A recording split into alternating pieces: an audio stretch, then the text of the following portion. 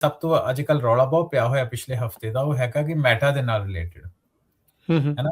Meta ਕੀ ਕਰ ਰਹੀ ਆ, ਆਪਣੇ ਜਿਹੜੇ ਯੂਐਸ ਬੇਸ ਇੰਪਲੋਈਜ਼ ਆ, ਉਹਨਾਂ ਦੀ ਮਾਊਸ ਮੂਵਮੈਂਟ ਨੂੰ ਕੈਪਚਰ ਕਰ ਰਹੀ ਆ, ਉਹ ਕਲਿੱਕ ਨੂੰ ਕੈਪਚਰ ਕਰ ਰਹੀ ਆ, ਉਹ ਕਿਹੜੇ ਕੀਵਰਡ ਦੱਬਦੇ ਆ, ਉਹਨੂੰ ਕੈਪਚਰ ਕਰ ਰਹੀ ਆ। ਉਹ ਕਹਿੰਦੇ ਆਪਾਂ ਏਆਈ ਨੂੰ ਟ੍ਰੇਨ ਕਰਨਾ। ਇਹ ਟ੍ਰੇਨਿੰਗ ਦੇ ਨਾਂ ਤੇ ਸਭ ਕੁਝ ਹੋ ਰਿਹਾ। ਹਾਂਜੀ, ਹਾਂਜੀ, ਬਿਲਕੁਲ ਗੱਲ ਸਹੀ ਵੀ ਆ। ਕਿਉਂ ਹੋ ਰਿਹਾ? ਕਿਉਂਕਿ ਦੇਖੋ, ਜਿੱਥੋਂ ਤੱਕ ਤੇ ਆਪਾਂ ਹੁਣ ਤੱਕ ਐਨਾਲਿਸਿਸ ਦੀ ਗੱਲ ਕਰਦੇ ਸੀ, ਪ੍ਰੌਂਪਟ ਦੀ ਗੱਲ ਕਰਦੇ, ਆਪਣੇ ਪਿਛਲੇ ਟਾਕ ਸ਼ੋਅ ਵਿੱਚ ਵੀ ਆਪਾਂ ਗੱਲ ਕੀਤੀ ਨਾ ਕਿ ਜਨਰੇਟਿਵ ਏਆਈ ਤੇ ਏਜੰਟਿਕ ਏਆਈ ਵਿੱਚ ਕੀ ਫਰਕ ਆ। ਬਿਲਕੁਲ। ਤੁਸੀਂ ਪਿਛਲਾ ਟਾਕ ਸ਼ੋਅ ਦੇ ਵਿੱਚ ਸੁਣ ਸਕਦੇ ਹੋ, ਪਰ ਆਪਾਂ ਦੁਬਾਰਾ ਉਹਦੇ ਵਿੱਚ ਨਹੀਂ ਜਾਂਦੇ। ਪਰ ਏਜੰਟਿਕ ਏਆਈ ਦੇ ਵਿੱਚ ਆਟੋਮੇਸ਼ਨ ਜਿਹੜੀ ਆ, ਉਹ ਸਿਸਟਮ ਦੇ ਵਿੱਚ ਬਹੁਤ ਜ਼ਿਆਦਾ ਹੁੰਦੀ ਆ। ਹੁਣ ਜਿਹੜੀ ਨਿਊਜ਼ ਵਿੱਚ ਜਿਹੜੀ ਗੱਲ ਸਾਹਮਣੇ ਆਈ ਹੈ ਕਿ ਮੈਟਾ, ਸਾਨੂੰ ਪਤਾ ਕਿ ਉਹ ਇੱਕ ਜਿੱਦਾਂ ਅੱਜ ਤੋਂ ਤਕਰੀਬਨ 2 ਸਾਲ ਪਹਿਲਾਂ ਗੂਗਲ ਨੇ ਕਿਹਾ ਸੀ ਕੋਡ ਰੈੱਡ ਚੈਟ ਜੀਪੀਟੀ ਨੂੰ ਵੇਖ ਕੇ, ਹੁਣ ਮੈਟਾ ਦਾ ਕੋਡ ਰੈੱਡ ਟਾਈਮ ਚੱਲ ਰਿਹਾ।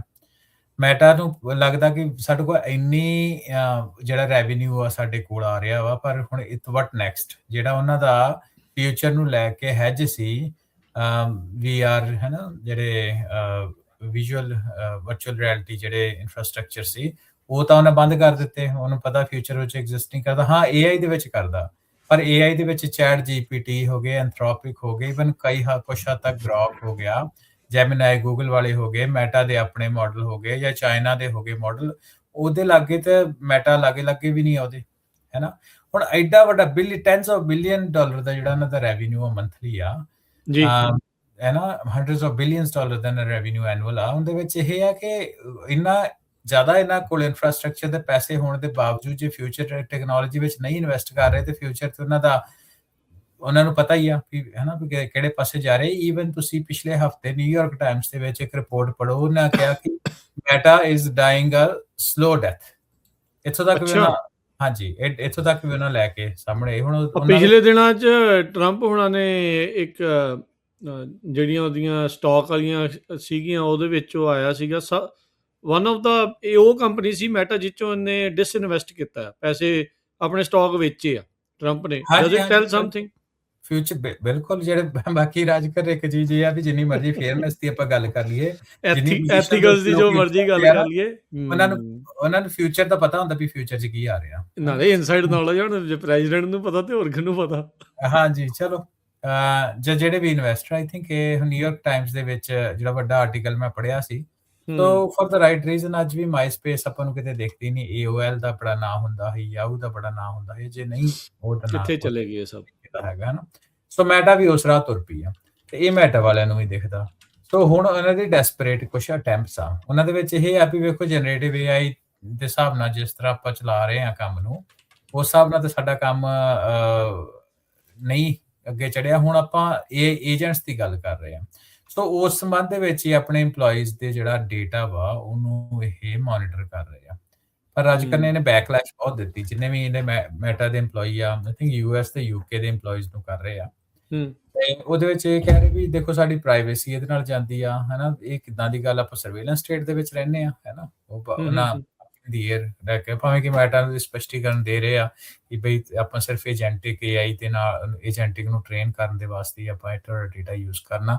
ਨੋ ਵੇ ਸ਼ੇਪ ਔਰ ਫਾਰਮ ਇਹਦੇ ਨਾਲ ਤੁਹਾਡੀ ਆਇਡੈਂਟੀਫਿਕੇਸ਼ਨ ਜਿਹੜੀ ਆ ਉਹ ਜੁੜੀ ਹੋਈ ਆ। ਪਰ ਫਿਰ ਵੀ ਰਾਜ ਕਰਨ, ਇਹ ਥਰਡ ਵਰਲਡ ਨੇਸ਼ਨ ਤਾਂ ਹੈ ਨਹੀਂ ਆ, ਹੈ ਨਾ। US ਆ, ਉਹਦੇ ਵਿੱਚ ਇਹਦੇ ਬੈਕਲੈਸ਼ ਜਿਹੜੀ ਆ ਬਹੁਤ ਹੋ ਰਹੀ ਆ। ਸੋ ਇਹਦੇ ਦੋ ਆਸਪੈਕਟਸ ਤੋਂ ਦੇਖਣਾ ਪਊਗਾ। ਇੱਕ ਆਸਪੈਕਟ ਇਹ ਆ ਵੀ ਦੇਖੋ, ਇੱਕ ਤਾਂ ਹੈਗਾ ਵੀ ਡੇਟਾ ਨੂੰ ਦੇਖ ਕੇ ਇਹ ਤੁਸੀਂ ਏਜੰਟਸ ਬਣਾ ਲਏ। ਏਜੰਟਸ ਰਾਜ ਕਰਨ, AI ਏਜੰਟਸ ਉਨੇ ਹੀ ਕਾਰਗਰ ਹੋਣਗੇ ਜਿੰਨਾ ਉਹ ਰੀਅਲ ਵਰਲਡ ਦੇ, ਰੀਅਲ ਲਾਈਫ ਦੇ ਕਲੋਜ਼ ਹੋਣਗੇ। ਹੁਣ ਇਹ ਰੀਅਲ ਲਾਈਫ ਤੇ ਕਲੋਜ਼ ਤਾਂ ਉਹੀ ਆ ਵੀ ਰੀਅਲ ਲਾਈਫ ਦਾ ਕੀ ਮਤਲਬ ਹਿਊਮਨਸ ਦੇ ਕਿੰਨਾ ਕਲੋਜ਼?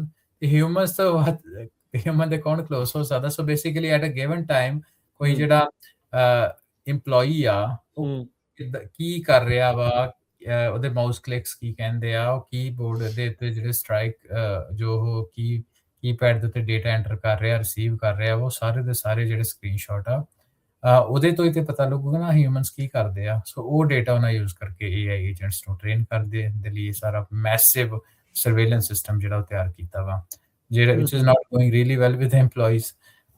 ਪਰ ਫਿਊਚਰ ਅੱਜ ਕਰਨ ਦੇਖਣ ਵਾਲਾ ਇਹੀ ਆ। ਤੁਹਾਨੂੰ ਕੀ ਲੱਗਦਾ ਵੀ ਮੈਟਾ ਦਾ ਤਾਂ ਚਲੋ ਪਤਾ ਲੱਗਾ ਕਿ ਬਾਕੀ ਵੀ ਕੰਪਨੀਆਂ ਇਹੀ ਕਰਦੀਆਂ ਹੋਣਗੀਆਂ?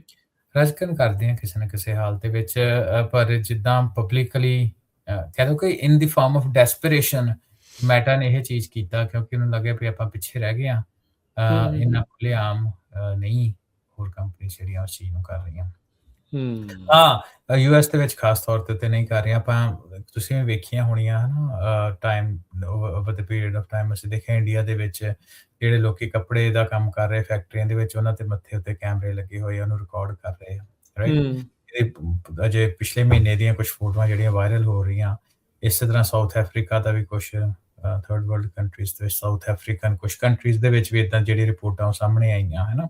ਪਰ ਚਲੋ ਉਹਨਾਂ ਦੇਸ਼ਾਂ ਦੇ ਵਿੱਚ ਲੋਕਾਂ ਦੀ ਡਿਗਨਿਟੀ ਆਫ ਲੇਬਰ ਉਸ ਹਿਸਾਬ ਨਾਲ ਨਹੀਂ ਹੈਗੀ ਲੋਕਾਂ ਕੋਲ ਸਮਰੱਥਾ ਹੈ ਨਹੀਂ ਰਿਵੋਲਟ ਕਰ ਸਕਣ ਪਰ ਯੂਐਸ ਯੂਕੇ ਵਰਗੇ ਐਡਵਾਂਸ ਇਕਨੋਮੀਜ਼ ਦੇ ਵਿੱਚ ਲੋਕਾਂ ਕੋਲ ਅਜੇ ਵੀ ਪਾਵਰ ਹੈ ਜਿਹੜੀ ਉਹ ਸਾਹਮਣੇ ਦਿਖ ਰਹੀ ਆ।